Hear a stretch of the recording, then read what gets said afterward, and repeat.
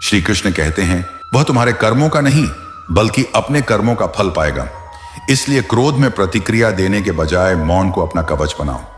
इस उपदेश को समझने के लिए सबसे पहले यह जानना जरूरी है कि कर्म का नियम कभी किसी से पक्षपात नहीं करता। हर व्यक्ति के अच्छे और बुरे कर्म का फल उसे एक न एक दिन अवश्य मिलता है, चाहे वह तुरंत दिखे या समय के साथ। जब कोई व्यक्ति छल करता है, धोखा देता है या आपको नीचा दिखाने की कोशिश करता है, तो उसका यह आचरण उसके अपने भविष्य के बीज बो रहा होता है। यह बीज जैसे हैं वैसा ही फल उन्हें मिलेगा। अगर बीज में जर है तो पेड़ से अमृत नहीं निकलेगा। अक्सर जब कोई हमें धोखा देता है तो हमारा मन क्रोध और बदले की आग से भर जाता है।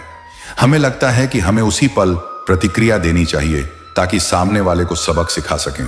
लेकिन यही वह जगह है जहां बुद्धिमानी की परीक्षा होती है। अगर आप क्रोध में प्रतिक्रिया देते हैं तो आप भी उसी नकारात्मकता का हिस्सा बन जाते हैं जिसमें वह व्यक्ति पहले से डूबा हुआ है, और तब आपके मन का संतुलन बिगड़ जाता है, जो आपकी सबसे बड़ी ताकत है। मौन यहां केवल बोलना बंद करना नहीं है, बल्कि यह अपने मन को शांत और स्थिर रखना है। जब आप मौन रहते हैं तो आप सामने वाले के व्यवहार को अपने भीतर जगह नहीं देते। आप अपनी ऊर्जा बचाते हैं और अपने विचारों को साफ रखते हैं।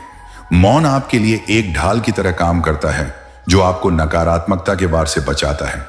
सोचिए, अगर कोई पत्थर आपके ऊपर फेंकता है और आप उसे पकड़कर वापस फेंकते हैं तो आप भी उसी खेल में शामिल हो गए। लेकिन अगर आप एक तरफ हट जाएं और वह पत्थर खुद गिरने दें तो आपको चोट भी नहीं लगेगी और सामने वाला भी थक जाएगा।